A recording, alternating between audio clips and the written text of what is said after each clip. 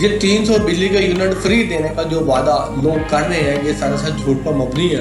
یہ idea Peoples party کو بہت پسند آیا۔ بسم اللہ الرحمن الرحیم، السلام علیکم۔ امید کرتا ہوں اللہ کے فضل و کرم سے آپ سب خیریت سے ہوں گے۔ ہر دفعہ الیکشن سے پہلے جب بھی الیکشن مہم سٹارٹ ہوتی ہے تو تمام سیاسی جماعتوں کے حکمران یا تو ہوش کھو دیتے ہیں، جوش میں آ جاتے ہیں، ایسے بلند و باز دعوے کرتے ہیں، یا دوسرے لفظوں میں عوام کو گھیرنے کے لیے سب باغ دکھانا شروع کر دیتے ہیں۔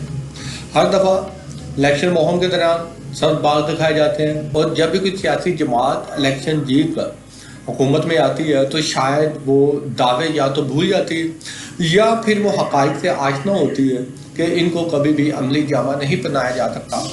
وہ وعدے جو دعوے جو سبز باغ انہوں نے عوام کو دکھائے ہیں، ان میں یا تو اتنی صلاحیت نہیں ہے کہ وہ حقیقت کا روپ ڈھا سکیں۔ ملک کی معیشت پہلے ہی ایسی صورتحال سے دو چار ہے جس کو جب تک حل نہیں کیا جا سکتا کسی بھی وعدے کو حقیقت کا رنگ نہیں دیا جا سکتا۔ پاکستانی سیاست میں یہاں تک کہا جاتا ہے الیکشن مہم کے دوران تقاریر میں سیاستدان جو بھی وعدے دعوے یا سبز باغ عوام کو دکھاتے ہیں، چاہے وہ جھوٹ پر ہی مبنی کیوں نہ ہو، ایسا چلتا ہے اور یہ حالات ہے۔ اس میں کسی قسم کی کوئی قباحت نہیں ہے۔ الیکشن میں جھوٹ بولنا بھی ایک الیکشن کا سٹنٹ ہوتا ہے، مگر بات یہ ہے کہ ہر بار پاکستانی قوم ان کے وعدے سننے کے لیے بے تاب نہیں ہوتی ہے۔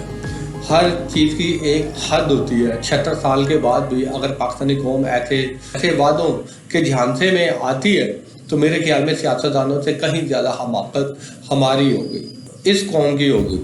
اگر کوئی سیاستدان بار بار اس عوام کو سب باغ دکھاتا ہے اور جب بھی حکومت ملی ہو اس عوام کے لیے وہ وعدے پورے نہ کیے ہوں تو دوبارہ ان لوگوں کو موقع نہیں دینا چاہیے۔ گزشتہ دنوں علیم خان نے اپنی الیکشن مہم کے دوران 300 بجلی کا یونٹ فری دینے کا وعدہ کیا اور عام مزدور کی تنخواہ 50,000 تک کرنے کا۔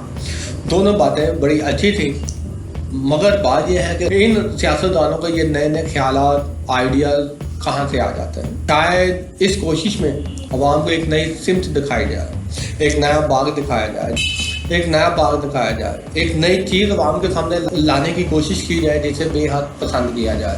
میرے خیال میں بہت اچھا آئیڈیا ہے جو علیم خان نے دیا، 300 بجلی کا یونٹ فری کر دینا، 50,000 عام مزدور کی تنخواہ۔